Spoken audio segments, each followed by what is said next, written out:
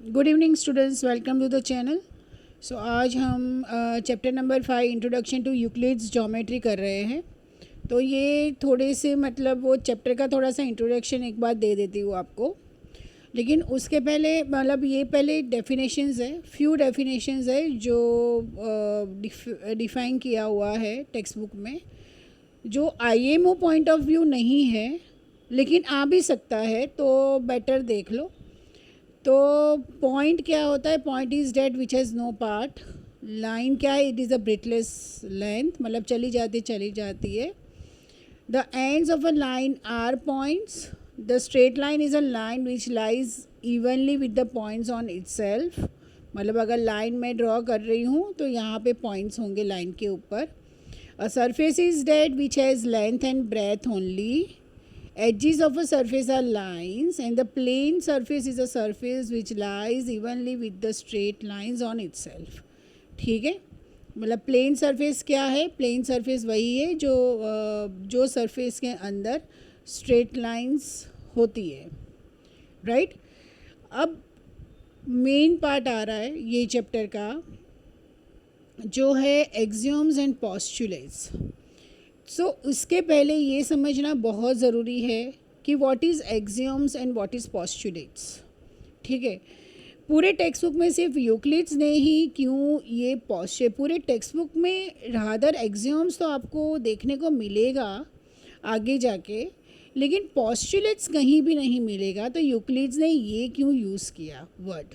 ठीक है, तो लेट अस नो। देखो, एक्सियोम्स एंड पोस्टुलेट्स क्या है? एक ऐसा यूनिवर्सल ट्रूथ है जिसका कुछ प्रूफ नहीं होता, दोनों ऐसे हैं। ठीक है, अगर मैं कहूँ कि 1 के बाद 2 आ रहा है, क्या प्रूफ है आपके पास कि 1 के बाद 2 ही आ रहा है? 1 + 1 2 ही हो रहा है, क्या प्रूफ है आपके पास? So it is universally accepted कि डेट 1 + 1 इज़ अ 2। ठीक है, 1 के बाद 2 ही आता है, 2 के बाद 3 ही आता है, ए के बाद बी ही आता है, बी के बाद सी ही आता है, राइट? ठीक है, मतलब एक्सियोम्स ऐसे स्टेटमेंट्स है जिनके पास खुद का ही एविडेंट है, ठीक है, और जो मैथमेटिकल प्रूफ के लिए यूज़ होता है। जबकि पोस्टुलेट्स क्या है? इट इज़ अ हाइपोथेसिस, ठीक है, एजम्पशंस बोल सकते हैं। और यहाँ पे यूक्लिड्स ने एजम्पशंस के जगह पे पोस्टुलेट्स यूज़ किए हैं। ठीक है, ओके, और सिर्फ ज्योमेट्री पर्पस के लिए ही यूज़ किया है।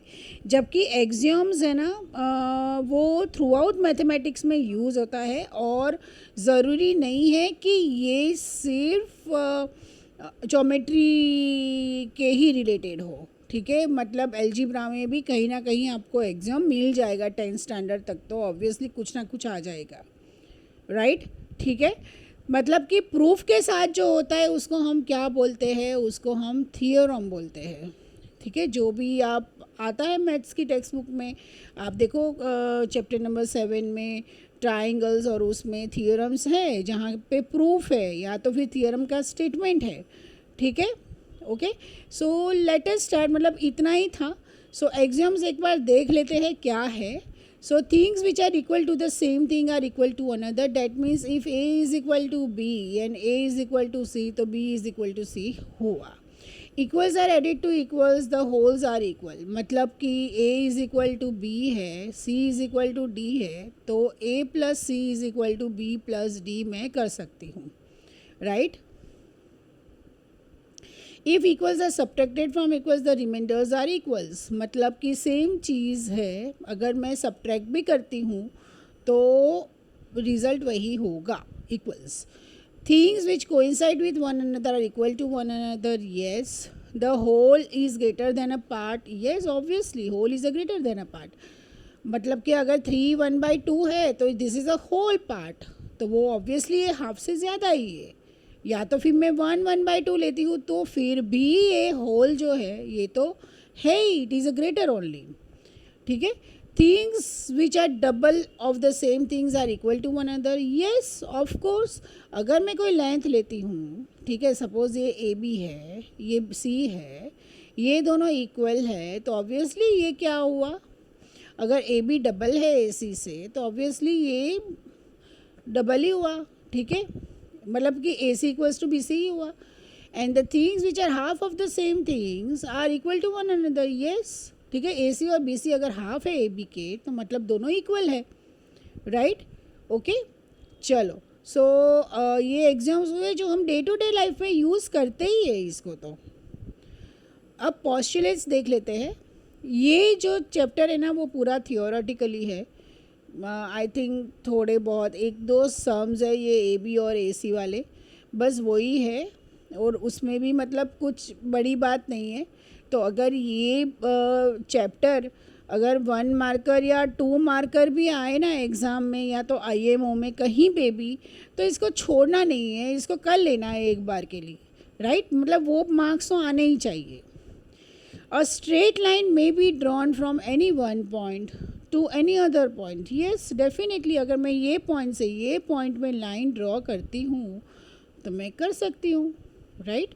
A terminated line can be produced indefinitely. Yes. A circle can be drawn with any center, any radius. हाँ जी. All right angles are equal to one another. Yes, if a straight line falling on two straight lines makes the interior angles on the same side of it taken together less than two right angles, then the two straight line if produced indefinitely meet on that side on which the sum of the angle is less than two right angles. ठीक है, मतलब ये सारा theoretically part है. IMO point of view में इतना deep में जाने की कोई ज़रूरत नहीं है, ठीक है. चलिए, सो अभी हम आईएमओ का स्टार्ट कर लेते हैं. If a point C lies between A and B then A C plus B C is equal to what, obviously A B ही होगा.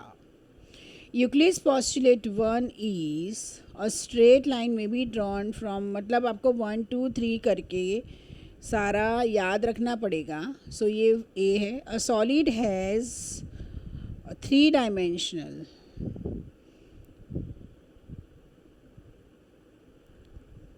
then okay, if C is a midpoint of a line segment AB, then AC is equal to BC is equal to half of AB, right. It is a half. Two distinct intersecting lines cannot be parallel. Two distinct intersecting lines cannot be parallel to the, obviously, to the same line. ठीक है, अगर intersecting है तो वो कैसे parallel होगी, एक दूसरे से नहीं होगी. फिर which of the following option has one fixed and point and can be extended into other direction indefinitely. तो वो तो ऑब्वियसली क्या है, रे ही है. मतलब देखो ये डेफिनेशन आ गया है ना. फिर which of the following is a false statement, an infinite number of lines can pass through a given point. हाँ जी, ये तो करेक्ट है. A unique line can be drawn to pass through two given points. Yes, ये भी correct है. Ray A B segment A B is equal to segment ray A B is equal to ray B N. जी नहीं, ये same नहीं है क्योंकि दोनों का एंडिंग पॉइंट और इनिशियल पॉइंट अलग है. Okay, so things which are equal to the same thing are equal to one another. फिर according to Euclid's axioms the dash is a greater than the part, obviously whole is a greater than the part. अब लग रहा है आपको कि अब ये जो है वो थियोरी पार्ट ही है, तो मतलब इसमें ज़्यादा टाइम भी नहीं जाएगा. So which of the following is not a Euclid's axioms? The whole is a greater than part, ये तो है. फिर things which are double of the same things are equal to, ये भी है. फिर thing which are halves of the same, ये भी है. तो यही हुआ. This is not, मतलब करने की ज़रूरत ही नहीं है. If a straight line falling on two straight lines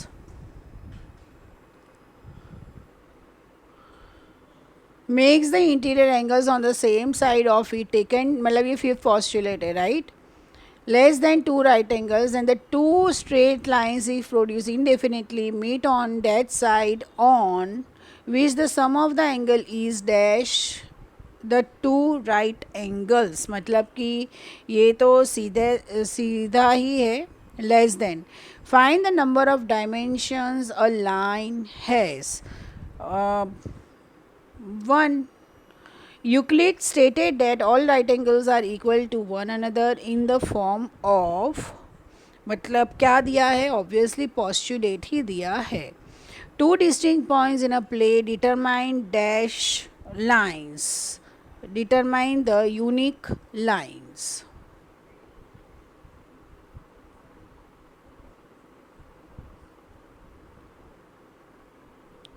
Rectilinear figure is formed by straight lines. In the given figure, PR is equal to QS, PR is equal to QS. Then which of the following axiom shows PQ is equal to RS? The whole is greater than the part. नहीं, वो तो नहीं आएगा. मतलब फिर if equals are subtracted from equals the remainders are equals. मुझे यही लग रहा है. कैसे देखो, देखो PR is equal to QS है, ठीक है. तो अगर मैं दोनों में से अगर QR सब्ट्रैक्ट करती हूँ, QS में से भी मैं QR सब्ट्रैक्ट करती हूँ, तो क्या मिलेगा मुझे यहाँ पे PQ और यहाँ पे क्या मिलेगा मुझे RS. ठीक है, राइट, इस तरह से. So which of the following needs a proof. Exam को तो प्रूफ की ज़रूरत नहीं है, ऑब्वियसली मैंने बोला थियरम को ही प्रूफ की ज़रूरत है. मतलब प्रूफ होता है उसको थियरम बोलते हैं, सिंपल. ओके, चलो. Two lines in a plane not having any point common are called parallel lines. The edges of a, मतलब पैरेलल वाले दो है. The edges of a surface are lines.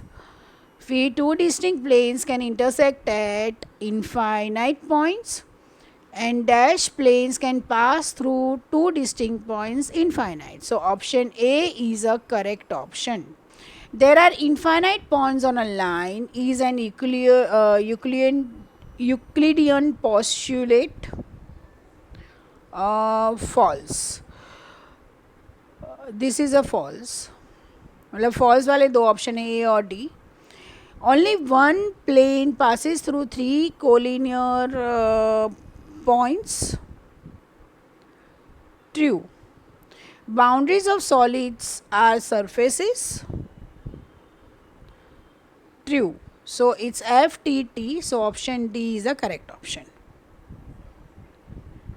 So which of the following statement is correct? So for every line L and for every point P not lying on L, there exists a unique line M passing through the P and parallel to L. Yes, ये correct है. For two distinct points A and B, there exists a third point C lying on the line AB which is in between AB. Yes, ये भी correct है. A figure formed by the line segments is called the rectangle. Yes, तो मतलब D is the correct option. All of this are the correct, right? सो अगर आपको ये video helpful लगा हो तो प्लीज़ चैनल को लाइक, सब्सक्राइब एंड शेयर कीजिए. Thank you so much.